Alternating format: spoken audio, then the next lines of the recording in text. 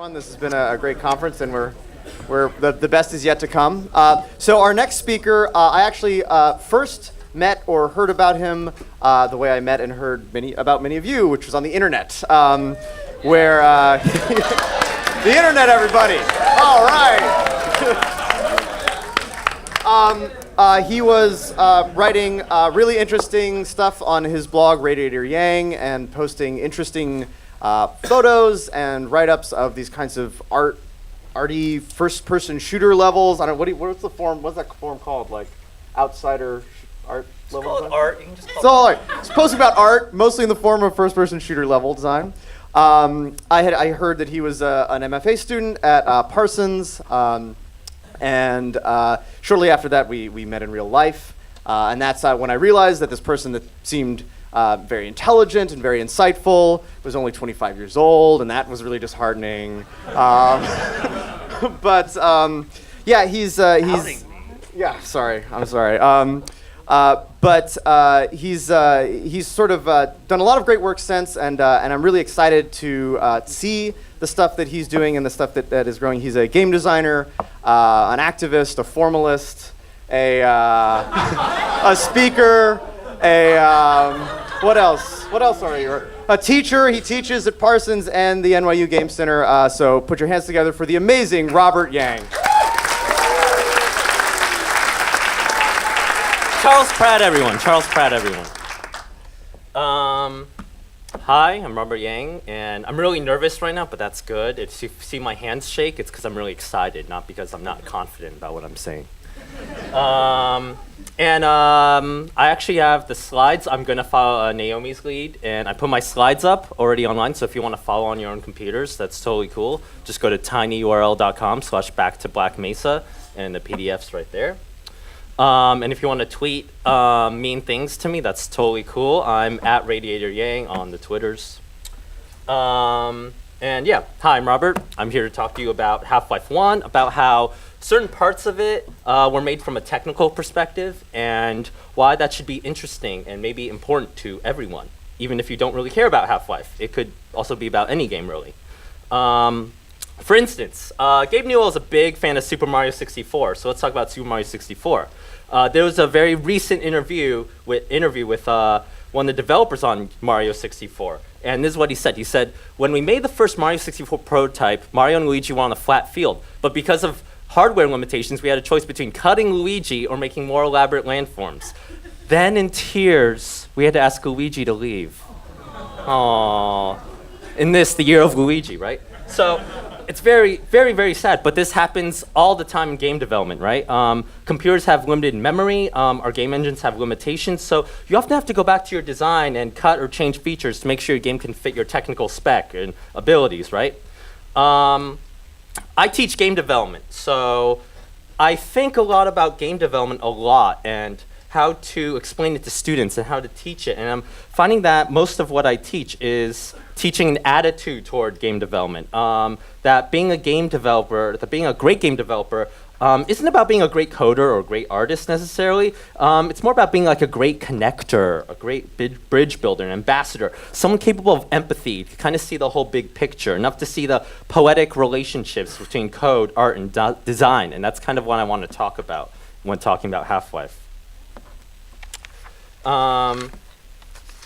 So first I want to talk a bit about Half-Life's kind of popular legacy in games today.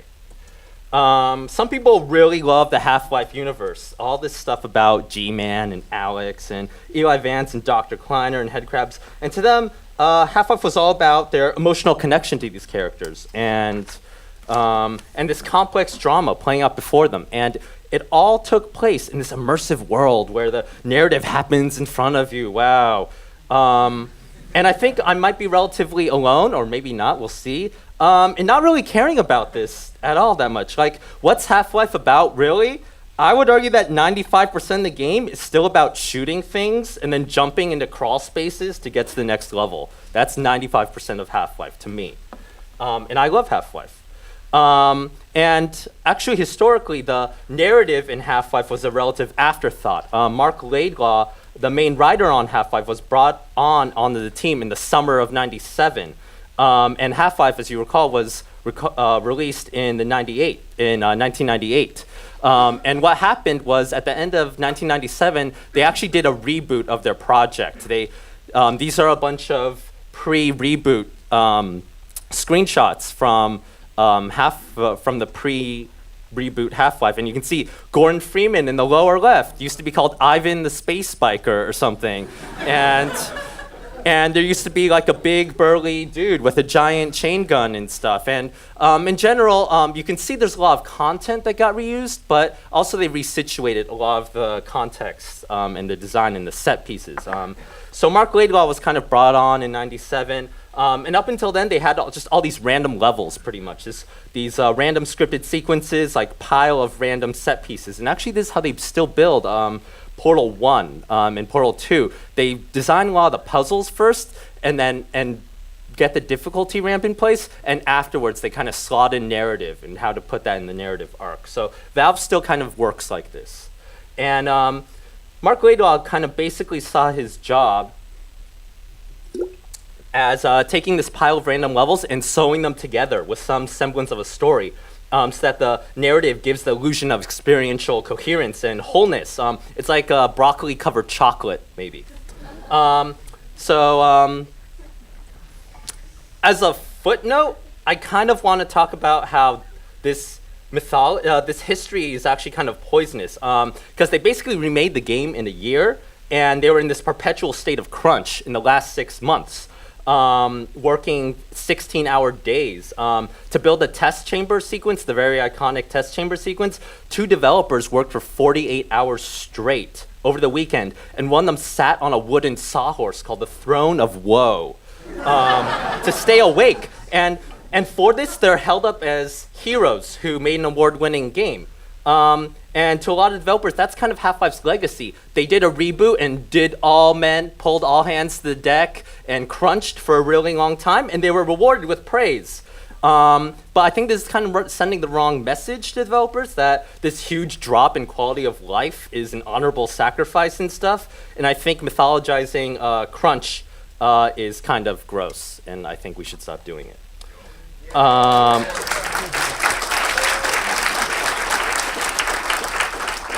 So in considering Half-Life's legacy and how it was made, we also kind of want to be critical about the good things that Half-Life did and maybe the terrible things that we shouldn't replicate or learn from at all. Or copy, that's what I mean by that. But back to players who love Half-Life and nostalgize about it. What were the stories Half-Life told through its new innovative brand of environmental storytelling? There was a guy and he died. And then that story was, there's another guy and then he died. And then that story there is a monster killing a guy. These were the most frequent scripted sequences. You would just watch people die. And that's not a very diverse storytelling experience. It's not even very subtle. You just see all these corpses. And I still think environmental storytelling actually isn't that subtle. If you go play BioShock, it's like traitor written in big red letters 20 times all over a level. I don't think that's really like subtle, really.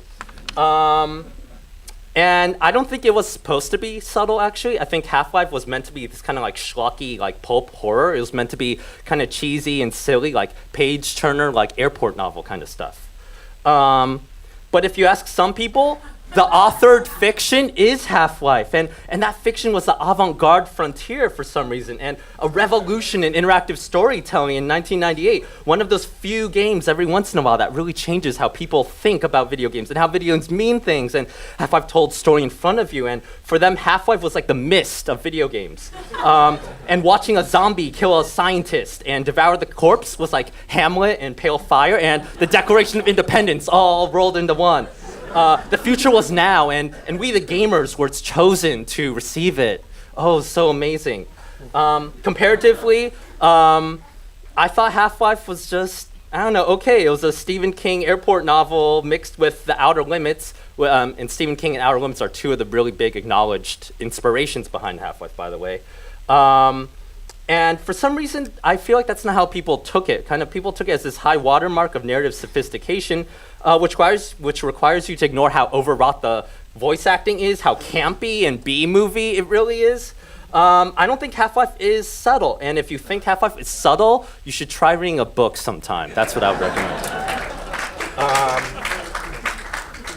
I'm not trying to start up some weird, like, silly narratology, ludology thing either. I don't think Half-Life is 50% story or 70% mechanics or like 4 teaspoons of emergent simulation or something. I don't care. Instead, I think Half-Life is just 100% schlock, and I like schlock. Schlock is really fun. And I feel like that way my less favorite part of Half-Life might actually be the game. Instead, my fond memories involve playing inside its infrastructure, modding it, telling new stories, and making new worlds with it.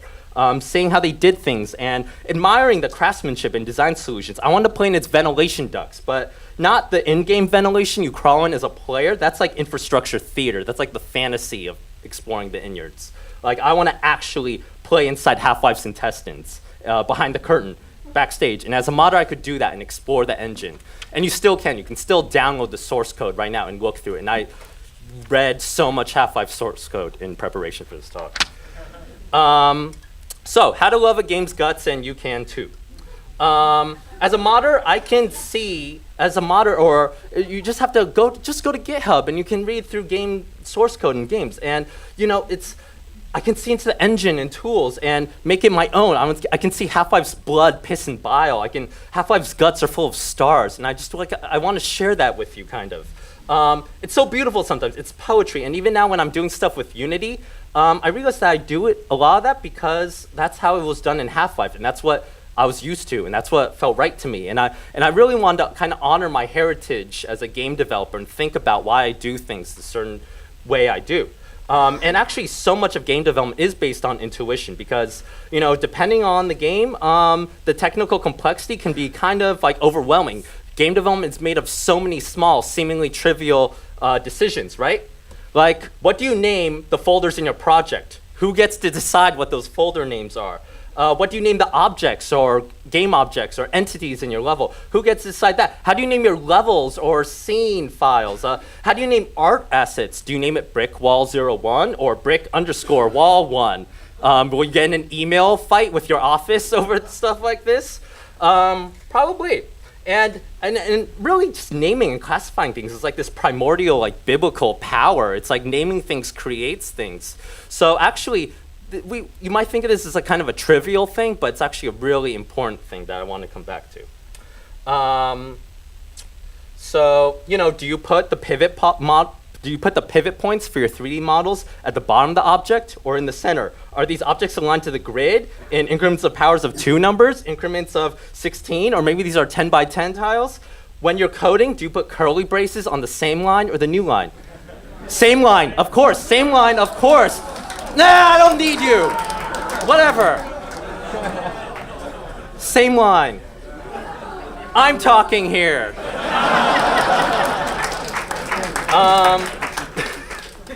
And to anyone outside of games, a lot of this sounds really boring. Like, why do we get so passionate about that, right?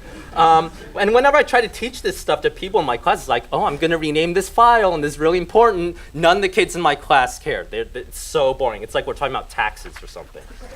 But we care about it, and we know it's really important, especially if you know the horror of not being able to find something in a directory structure, right? So do you want to make it easier for your programmer, easier for your artist, easier for a level designer?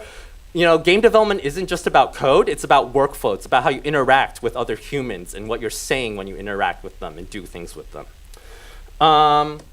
So, like, what should be the resolution of the texture on this dumpster? Well, it depends on the relative texel density of the rest of the scene, as well as your texture memory budget for the game. And for the PS3 port, there's only 100 megabytes left in the memory budget, memory buffer, so then you have to use DXT1 compression. But you want a specular map for it too, so that means you have to get an alpha channel in the DXT5 compression. But, by the way, did you bake with the right tangent basis for your normal maps? So many decisions there, right? 1 million decisions to make a fucking dumpster. Who gives a shit about this? It's a fucking dumpster. As game developer, I know I want to celebrate all those decisions because it's really, frankly, amazing that we are able to make games at all and we're not paralyzed with indecision and hiding under the covers. It's great that we actually just go and make decisions and do things. But I think fetishizing this methodology, fetishizing making small decisions is kind of gross because it results in guitar soloing on a dumpster and giving it more texture memory than like an entire Half-Life level, pretty much. It's just so ridiculous. I don't like it. I don't think you should believe in it necessarily. It's a tool. It's not a religion. And here's another example of this. This was a screenshot someone posted of their blockout of a water tower scene. And take a moment to really notice how like surreal this is actually, how awkward it is, how beautiful it is. Why are these naked gray men presenting themselves to each other in this like empty void, featureless void, right? Like this could be in an art gallery. Now think, oh, that's kind of interesting, right? But then look at what the artist did to it. This was an initial blockout. Usually when we make levels, we do initial gray box blockout, and then we actually go and fill in with the final assets and final fidelity stuff. And look at what he did to it. He murdered art. He murdered art in its sleep. This is so boring now. This is disgusting. What's wrong with us? Like, you might say, no, he's making an asset. It's not about the screenshot, except it kind of was. He was making that asset to be in his portfolio so that so that Assassin's Creed 5 will hire him to make the dumpsters for them, right? It's hoping that the art director will spend more than 20 seconds looking at him, right? He modeled it to produce a render. And in this sense, I think a lot of aspiring artists are not actually making art for games because no one consumes these art assets in the form of games. Instead, they're produced to be photographed, to exist as like screenshots or press release stuff. And basically, I feel like we're just making Thomas Kincaid paintings a lot of the time. I feel like if you look at the function and values of most video game environments and landscapes, they're about a sense of awe and manifest destiny. You know, look at this large landscape, it will be yours, and it's beautiful, and it's amazing. And even if you're playing Fallout 3, it functions much in the same way. Look at this giant thing, it's yours. And actually, Americans really love the idea of apocalypse, by the way. Americans love it because it's the idea that when the apocalypse happens, Americans are going to be the one to survive, and we're going to build a new society, and we're going to be awesome. So it's this idea of like taking control and owning land and owning the level, and you have mastery. You've mapped out all the points in Fallout 3, and you know the terrain so well, right? And I think it's kind of weird that this is what we're making constantly, repetitively, over and over. But to be fair, this dumpster bot I saw was really cool. I think it's kind of, maybe dumpsters aren't so bad if they're all robots. They're pretty cool. So when I say something's beautifully implemented, I'm not talking about one particular guitar soloed dumpster, or I'm not talking about like one algorithm or a guitar soloed algorithm, I guess. It's about everything. It's about workflow, it's about production and concept and content and how everything kind of combines. Individually, a lot of these parts will seem ugly, especially the code base in Half-Life is just terrible. It's really messy and ugly. But that doesn't matter, right? Because it produced a beautiful result in conjunction with all these other things, right? We can understand these parts as a whole. And then maybe even when you set in a technical design pattern, you can even transcend it. And I want to talk about how Half-Life transcends some of its technical design. I'll start with Black Mesa Inbound. That's the first level of Half-Life 1. And it's the notorious introductory level to Half-Life. In Myth, it's remembered as this like beautiful, amazing moment where a first-person shooter emphasized story instead of shooting. Because look, you have to understand how you're going to work, and you have a sense of foreboding, and stuff is going on, and you didn't start with like shooting people. Like if we judged Half-Life by the first 5 minutes of fun metric, this would be like a flat line or something, right? You're just standing there. It was special, maybe even a little. And I do want to pull it up, actually. Interactive, you're going to get a demo. Isn't that nice? We like demos. I'll do easy. I'm going to play Black Mesa Inbound on easy. I'm sorry.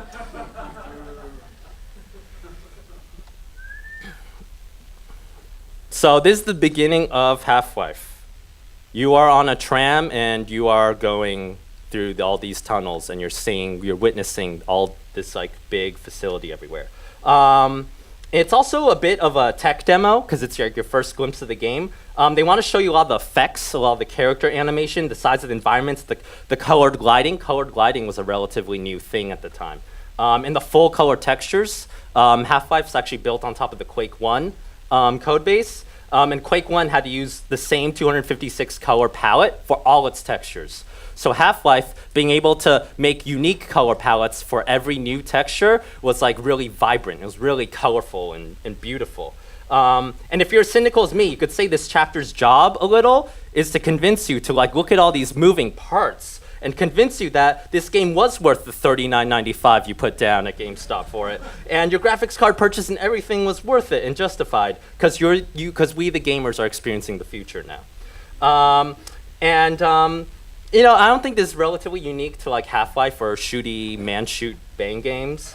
Like, you know, Myst is widely regarded as pushing a lot of sales and adoption rates of CD-ROM drives. So again, I don't think this is necessarily bad. It's just we have to understand where Half-Life's coming from. And actually, and I'm actually going to disconnect a bit now. Black Mesa Inbound was pitched internally as a bit of a tech demo. Basically, the programmer wondered, yo, I implemented trains. What can we do with trains? Make a cool story with trains. And Mark Laidlaw interpreted it very like literally. Like, oh, what can you do with trains? Oh, like what is cool about trains? And he thought a lot about trains. So it's kind of showing, and in Quake 1 didn't have trains like this. So again, there's a kind of a tech demo aspect to this, showing you how awesome and expensive and worth it Half-Life was. And that's actually kind of weird because actually the most difficult part of making Black Mesa Inbound work at all was probably just getting the trains to work the way they wanted them to. So I do want to talk a bit about how the Funk track train works in Half-Life.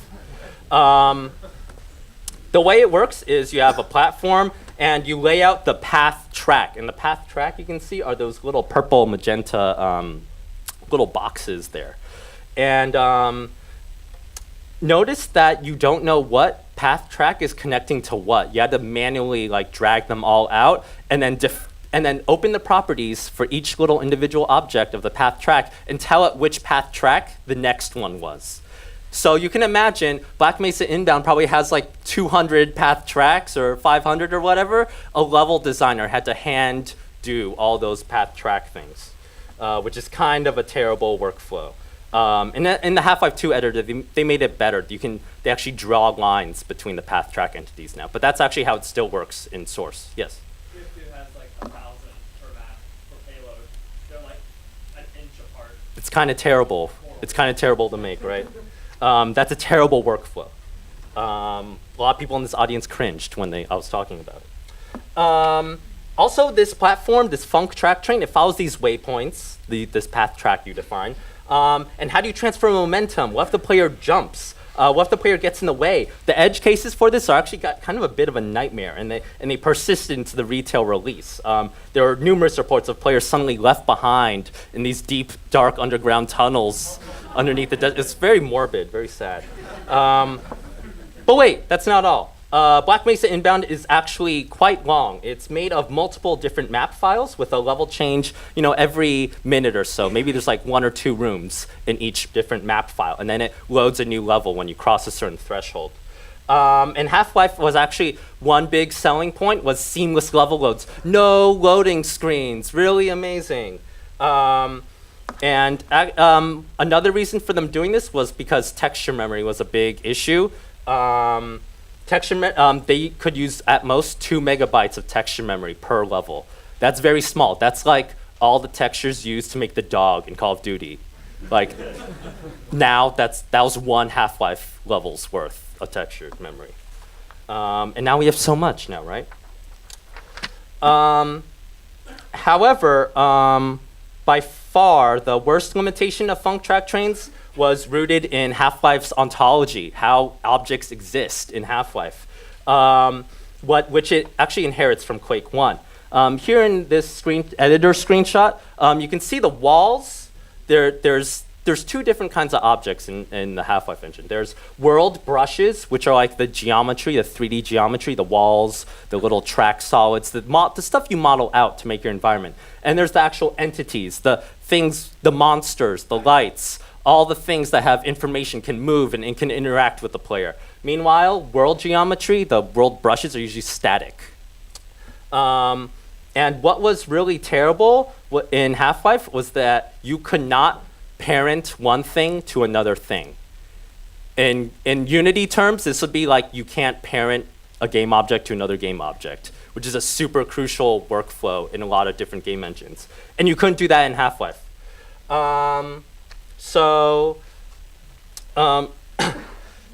Here's what the actual train looks like. I actually decompiled the map from the Half-Life game files, so it's a little glitched out and stuff because you can't reconstruct it perfectly, but it's mostly intact. Notice that it's in this concrete room. It was actually surrounded by lights separately from all the other stuff. You had to like bake the lighting into the train because the lighting couldn't change on the train. Notice that there's no windows on the tram here. That's because you can't glue windows onto the train. And notice that there's no passengers on the train. Transferring momentum to the passengers will have been troublesome, and also you can't glue the passengers to the train because you can't glue things to other things. You can't parent things to other things in Half-Life. So here's a question. Near the end of the sequence, the train has a door that locks you into a train, and then it unlocks for you to get out and go to work and stuff, right? How did they do that, right? Because we can't glue the door to the train, so it's kind of confusing. The answer is that it was really beautiful. It's like an Emily Dickinson poem. It's so beautiful. How do you glue a separate thing to the thing? They managed to do it somehow. How did they do it? So Black Mesa Inbound. I want to talk about the magic, the poetry in motion. For the beginning of the level, it's simple enough. They start you in the train already, and at this point in the chapter, the door is welded straight onto the train. The door cannot open. It's actually part of the wall of the train, according to the engine. And you don't have to open the door anyway, because you start on the train anyway. Very smart. But what about the end? We couldn't glue the doors, right? So how could we do it? They could have maybe made the door like a separate train and then synchronized the two trains throughout the entire level. That would have been a nightmare. They're already having nightmares with getting one train. So why would they have two trains? That would have been terrible. And then that's another set of path tracks. So that's multiplying the work you have to do again, and going into each one, renaming them, renaming all the references would have been terrible. And the workaround they developed for this was genius. And I want to go in and load the game to show you. So you start, you're on the train. This is near the end of the Black Mesa inbound section.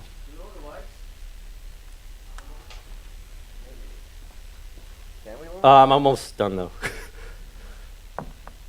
And then wait for it. Wait for it. Stop. Did anyone see that? Did anyone see that? It said loading, really briefly. That means when you land, when you get to the end, it loads a new level. So actually, what they did, can you turn on the light so I can read? It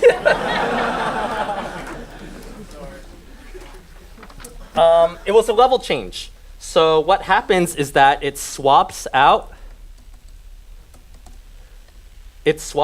your old train with a new train when it loads the level. And because you're in place, because you already stopped and arrived, they can do that. They can just swap it out, right? And mask it with the level change, actually, so you don't even barely notice or register it. And then when they do that, instead, they replace your welded shut door with a train. The door is actually another train. And then it can move, and then it's perfect. And I found that was like mind-blowing when I found out that's how they did it. Like, isn't that brilliant? Isn't that poetic? Right? Let's all clap. The level designers or the game developers took a technical constraint of their level loading system to solve a different technical constraint about gluing entities together. They connected two unrelated things to achieve magic, to achieve what was thought maybe impossible by some of the developers. And this happens a lot in game development, using one system in an unintended way to interact with another system and therefore create magic. One really good example of this is with Ratchet & Clank Up Your Arsenal for the PS2.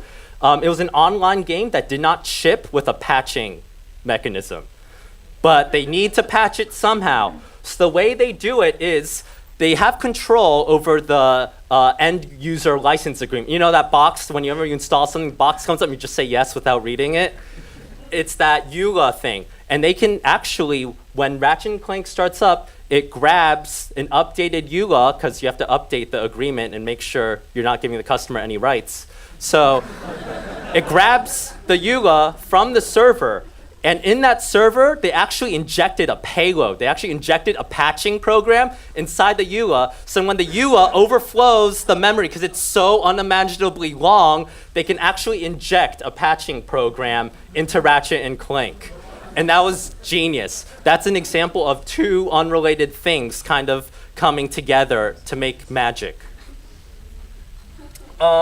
It's a beautiful lesson, right? Can I solve this problem with a different system? Can I swap one thing out for another thing? Can I make copies and clones and swap those without the player noticing? Games do this all the time. And this is what game development is about, realizing that there are these untapped connections between different parts of your game, and then connecting those parts to solve problems in a really cool way. I want to talk about a different part of Half-Life now, and this is the shark cage in the chapter Apprehension. And somewhere in the middle of Half-Life, there's this great section where you're in a giant flooded underground silo. I don't know, the narrative doesn't really matter. You have to lower yourself in this shark cage into the water, which has this really fast-swimming like dinosaur shark that's like constantly circling around you. And actually, if you see that, can you see that scientist kind of standing on the catwalk there? There's a scripted sequence for the shark to pop out and eat that scientist. So you know it doesn't like humans. It's probably going to eat you if you go into that water. It circles around you, and then you have to actually go to the top, fall into the shark cage, grab the crossbow, and then the cage drops you into the water with this dinosaur shark thing that's going to eat you. What's this part about? What's the narrative here? It's technically about like, oh, you have to go underground in the unused part of the facility to evade the government tracking systems. No, that's bullshit. It's about Jaws being really cool and Shark Week being really cool, and they want a delivery mechanism for that. This is probably one of the random set pieces they made, and Mark Laidlaw was like, oh yeah, sure, let's throw it in there, maybe, sure. Why not? So a bit of a technical background on this set piece. The cage right here is actually a train. It's our good old friend Funk Track Train. Because Half-Life did not have physics simulation. So how are they going to do that? Well, they just told the cage train to move at a rate roughly like a falling cage, and you could do that. And then your actual objective here, once you fall in there, you don't necessarily actually have to kill the dinosaur monster. And I'll go more about how you would actually might kill the dinosaur monster. But here the actual objective is to open this exit hatch right here and hold E or the use key or F or whatever to slowly turn the valve to open the hatch. And you can see that the level designer added some bubble particles near the wheel to draw your attention to it so that the player's eyes are generally drawn to like bright things and moving stuff, right? So that was kind of like a readability tool there. So that's your objective, and you find out by exploring this water pool and realizing that you have to do this.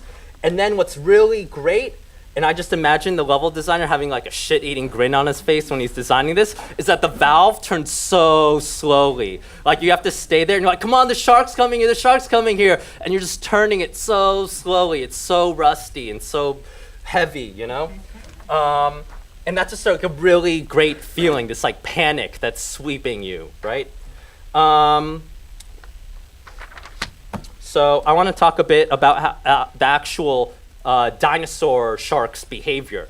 And I'm going to start referring to it as an icky. It's called an ichthyosaur in the code, but they also call it icky. So how does icky behave? Can we just swim past it and open the door when it isn't looking? How do we fool it? The level designers actually kind of cheated here. Here we can see the hatch here, and you can see these 2 red blocks that I've selected in the level editor.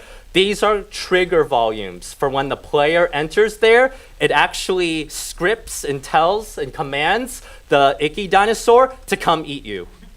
So they actually cheated because maybe the AI wasn't sensitive enough to follow and perceive the player, or maybe the player just circle strafes around the monster, glitches it out, and then goes there. So they actually maybe cheated. They actually put a sensor there to sense when you were at the wheel and tell the monster to come eat you and freak out. And then the second block there actually is the opposite. It's a trigger that says, don't eat me. And it tells the ichthyosaur to kind of ignore you. So actually there's kind of a stealth minigame thing that their AI couldn't support, but their level design could support. And I think that's a very important lesson to get from that. Another really cool thing about this, the ichthyosaur, this swimming dinosaur shark, is actually flying, technically. It's based on flying monster code. That's genius, right? Because what is swimming except flying in this like fluid or something, right? So to Half-Life, swimming is a form of flying. And you can bet that if I implemented a swimming monster in like a Unity game right now, I would look to see, oh, do I have flying code I can use for this swimming monster? It's a really good lesson, right? Now, the NPCs in Half-Life, the monsters, are also a lot like the track trains. The way they navigate environment is by looking around all these different points and kind of following these waypoints. They decide where to go. It's maybe like a train off the rails, a sentient train that hunts you, maybe. And we in the biz call this network, it's called node graph.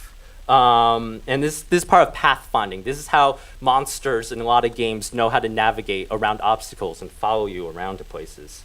And monsters are pretty much limited to these tracks that we define. But you can see the level designer kind of made the best of this situation. You can see the lines at the top. Those are underneath the catwalks. So if you look in the middle, that's like the open water. They've structured the navigational mindset of the dinosaur shark so that it physically doesn't even know you can swim up into open water. So it looks a little intelligent. It's using the catwalks as cover, but it's using the pathfinding system to make it seem more intelligent. And I think that's a really interesting thing to glean from this too. So a lot of Valve's development philosophy is about, they want you to see what's about to kill you. And what's going to kill you, and then what did kill you. Valve popularized the kill cam in Team Fortress 2. Now a lot of games use it now. The Marines in Half-Life 1 wear this black and white camouflage, which makes no sense in a desert setting, but it was there so that they would pop out. It was like anti-camouflage. Valve's really concerned with readability and making sure you see what's coming around the corner to bite your face off. And the ichthyosaur AI and code kind of reflects this, and that's what you can see the path track, those magenta things, that's telling the cage where to go, and those yellow nodes, that's what the level designer uses to tell the monster where it can swim, all the possible places it can swim. And the main AI routine in this monster is circling. It's because I guess that's like shark-like behavior, right? And it's programmed to circle around you constantly based on whether you're looking at it or you're not looking at it. If you're looking at it, it's going to stay away, but if you're not looking at it, it's going to close in over. It's like a whirlpool. It's going to close in on you a bit. And so now if you're making like a shark monster, I would think about implementing some kind of circling behavior, right? There's a lot of lessons to be gleaned by looking at how Half-Life does things. And the best way to find out how Half-Life does things, in addition to playing it, is to look at the source code and the raw data that led to those results and processes. I want to talk about another aspect of the set piece is how you can kill this shark. You can totally dodge it and stuff, but a lot of players elect to kill it. And I'm going to look at the health and damage and tuning workflow they use for this. To control the health and damage for a lot of the monsters and the player guns, it's actually in an external file called skill.cfg, and that's just a text file anyone can edit. So you can imagine that would be a really useful workflow for like someone running a playtest or a level designer who doesn't want to recompile all the game code, but wants to maybe tweak some variables for a different, maybe the playtesters say, oh, this is too hard. They can just open this file and edit the text variables and then reload it. Very smart, very good workflow for this. But they also hard code some things too. You can see from the player.c++ file, they define the airtime, which is the number in seconds you can breathe underwater in Half-Life, as 12 seconds roughly. And they define the default ammo you get when you first pick up the crossbow as 5 crossbow bolts. So actually the picture that we're getting here is you drop into the water, you have a crossbow. Actually, very few guns in Half-Life shoot underwater, so you're pretty much probably just limited to the crossbow here. And if you're on easy mode, which is anything with a 1 is the value it uses for easy mode, anything with a 2 is the word the skill file uses for medium, and 3 is for hard mode. And you can see on easy and medium, if you do some math, it means you have 5 bolts, and 4 of them have to hit the monster for it to kill it. And you can do that in 12-second bursts. That seems pretty hard. That seems like a very hard thing to tune. So you can see that they left a lot of the skill.cfg stuff open to anyone to edit, but they hard-coded some things.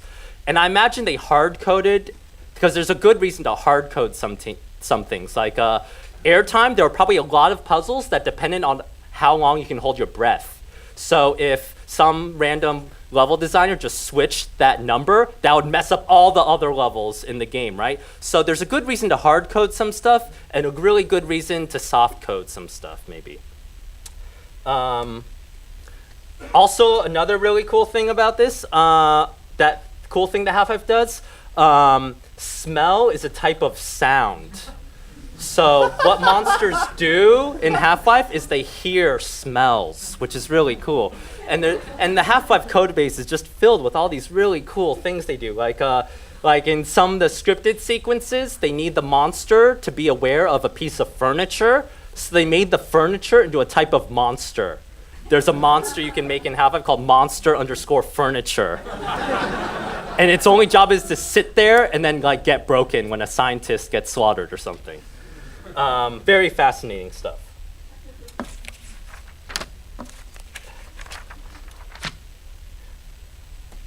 Now, I want to talk about a lot of this trivia because I think it's fun to think about, but also because I think a lot of this knowledge gets lost as developers forget things or modding communities die. A lot of this is just kind of kept in this oral tradition, never gets written down in stone, so then all of this knowledge just gets forgotten.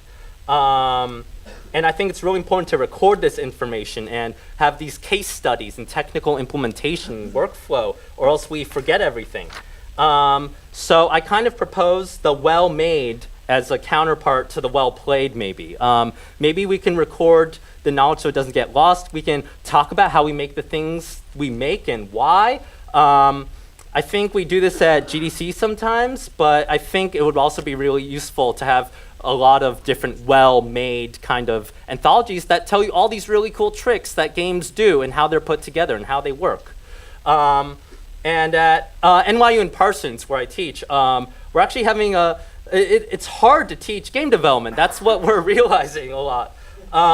Because we thought teaching game development was largely in the realm of computer science. But then we realized that computer science actually has very little relevance to a lot of the day-to-day tasks of game development.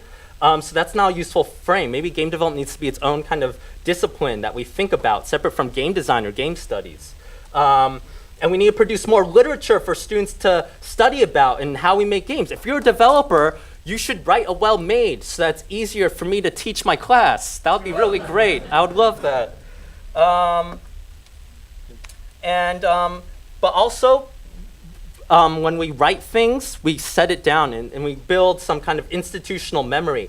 And with that, we can judge what other things did and not repeat those mistakes. Like Half-Life, for example, did a lot of terrible things. Like the sound engine was a mess. One of the hardest things to do in Half-Life was to loop a sound and then stop it later. That was so hard. Like that was just a terrible workflow. I wouldn't wish that on my worst enemies. I wouldn't wish that on Charles Pratt. It was just terrible. It was just really, imagine doing that for every sound in a game. And I can also we can also be critical and condemn how the Half-Life Valve developers, in a lot of their self-authored history, valorize crunch as something really great. We can also be critical of that tradition too, right? And then I kind of want to say game development and the technical is relevant to everyone.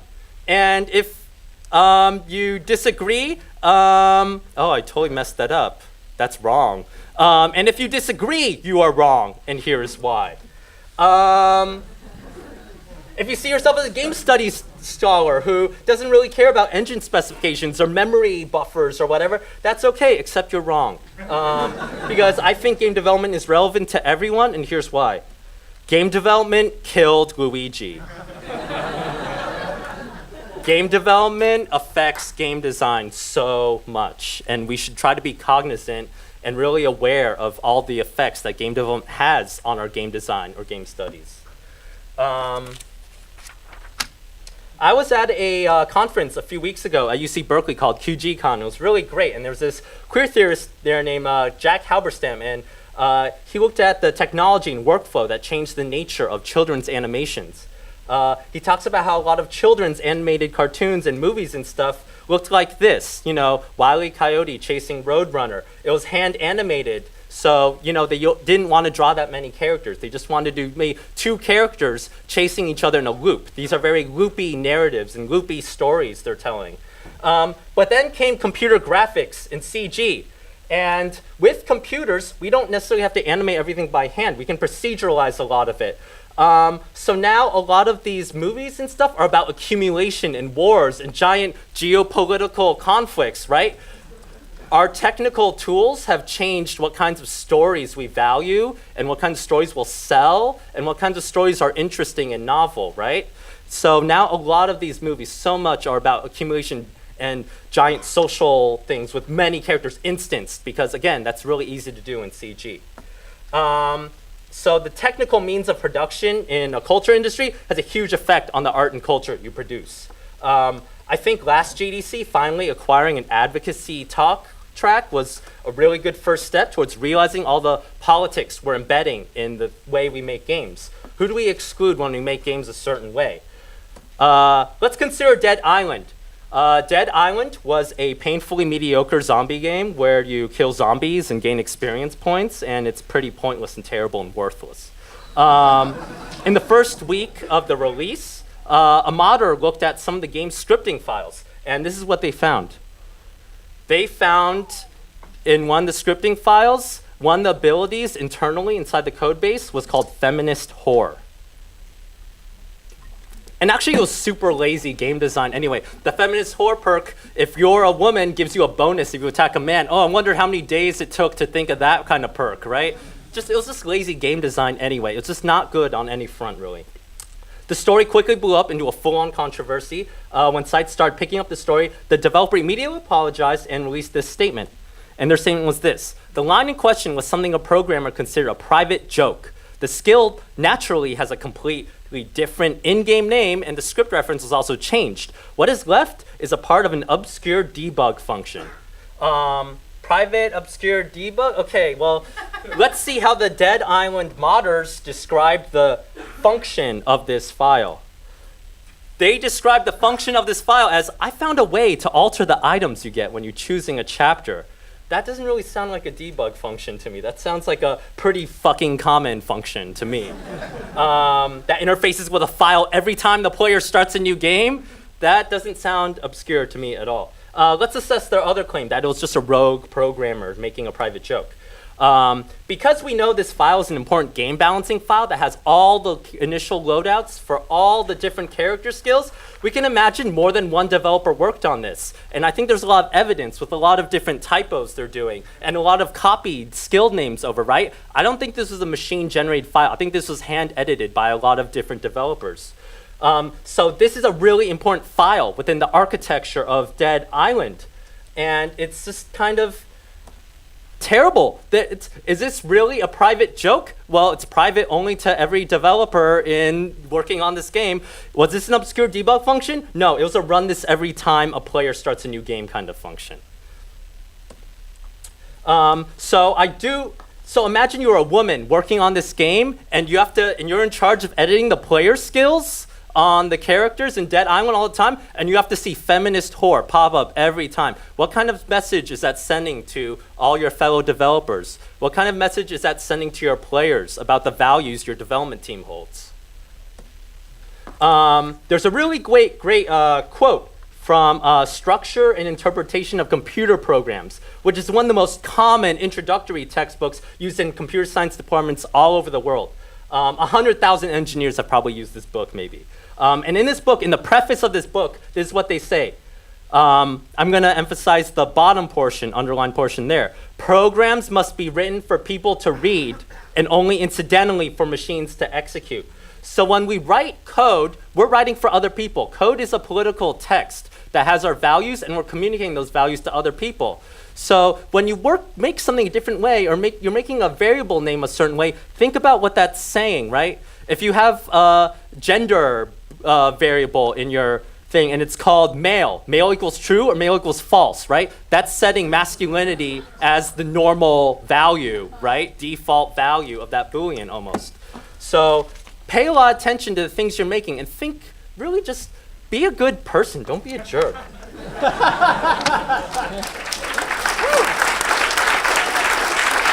That's not the end of the talk, though. I love your applause, though. Thank you.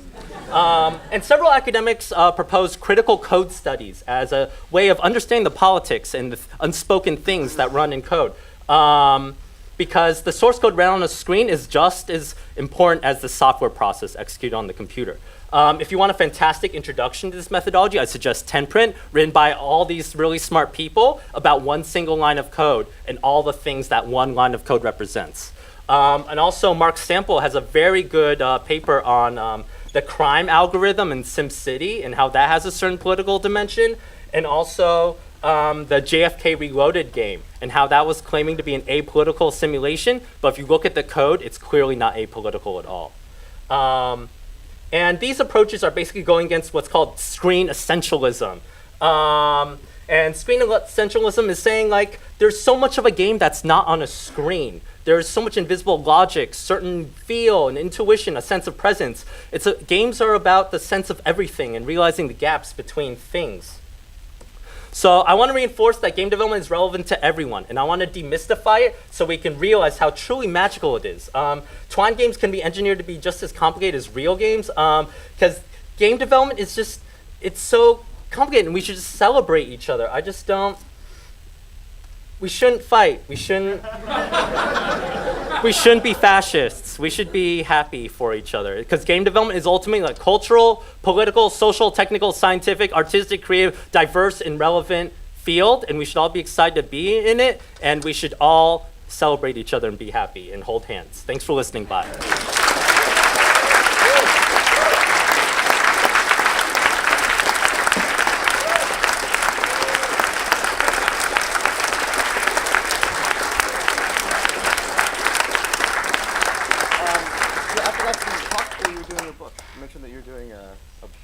Really problematic and does an enormous amount of harm to the industry, which I completely agree with. But the other part of your talk is sort of reveling in the beauty and glory of how terrible the workflow of Half-Life was. Mm-hmm. And I'm wondering, like, is there a tension? Like, I wanted you to talk about that tension in how you think about these things, because there's a sense in which if Half-Life was this perfectly engineered that it had been... It wasn't perfectly engineered. It wasn't, but if it had the perfect workflow, right, and no one had to stay late, and it had been perfectly executed, a lot of this stuff that you really love about it might not be there. And I wonder if you could just start off by talking about that a little bit. Well, I feel like they went into crunch because I think games go into crunch because the producer didn't plan things well, or there's a publisher who's making unrealistic demands about what your game's supposed to do or something. So I do realize there's a lot of external factors to crunch. But at the same time, I don't want to hold up people as like Samson or something and like saying, oh, okay, he's so strong, he's so good at working really late all the time and not seeing his family. That's great. You know, I don't want to hold that. I think also indies, I don't think this is necessarily a AAA thing. I think indie is also very concerned with work-life balance, especially if you work from home. Like, you're working and living in the same space. Like, how do you sort that out, right? I think indies work really, really hard, and maybe we should work less hard sometimes. All right. Dan, questions is real that quick? okay? Yeah, that's perfect. Okay. Thank you. Questions for Robert? Yeah, go ahead. When you showed the stats for the shark stuff, was that shark unkillable or hard? 400 health, so that means 5 bolts, 50 damage each. So that means you actually have to pull out your little wimpy handgun too. And if you really need to kill it, you need to pelt it with all these bullets. And those do like 8 damage each, actually. So it's very hard. It was actually pretty evil to do it like that, probably, yes. Yeah, but then you have to go to the wheel, and you have to stay there to turn the wheel. If you swim away from the wheel, you can't turn it. Oh, but then the AI routine would actually override it. It was like if it didn't notice you already, you were definitely safe in that section. Should have explained that more. Anyone else? When you showed those like water towers, Uh-huh. you said they were like really hideous and stuff, or something along those lines. The more finished water towers, yeah. I have a reason for why I think they're hideous, but it wasn't clear to me why you were saying that. So I wonder if you could like talk about that. Because they were really boring and suddenly really scrutable, and there was nothing mysterious or surreal or interesting about it. Suddenly I knew exactly what the context for those water towers was, where before I was like, oh, naked dudes. I wonder what kind of game that would be, you know? Naked dudes on water tower game, yeah, woo. What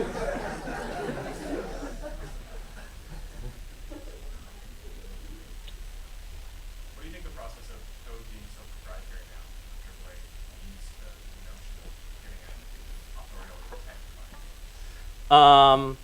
I think it sucks. I think it's a really easy way to shut down all this discourse I'm trying to promote. I think a lot of games still have an interest in being moddable. Like I can read the Half-Life 1 source code because it was in their business interest to release the SDK and make all that game code available. So I hope if AAA's greed for more money and more content will overwhelm their desire to keep things secret. One more question? There you What would be your ideal format for well-made? What would you imagine being a good well-made format? So what I was immediately thinking was kind of bar cap, open source, code must be on Mhm. screen and people talking to it. So what format would you imagine? Yeah, I would imagine a lot like that. I really like, I forget the name, but someone does really great engine overviews of how the id Tech engines work. There's a really great like id Tech 3 overview and a really great id Tech 4 overview. I don't understand like 80% of it when I'm reading, but it's really, you can glean a lot from the variable names. It's still in spoken English, you can still glean a lot from it. And I like how they're walking us through the engine architecture, maybe a bit like that, maybe, I don't know. Obviously I didn't do that here because I think going really specific and low level is maybe more of an interesting format for this talk. go. All right. Thank you, Robert. Thank you.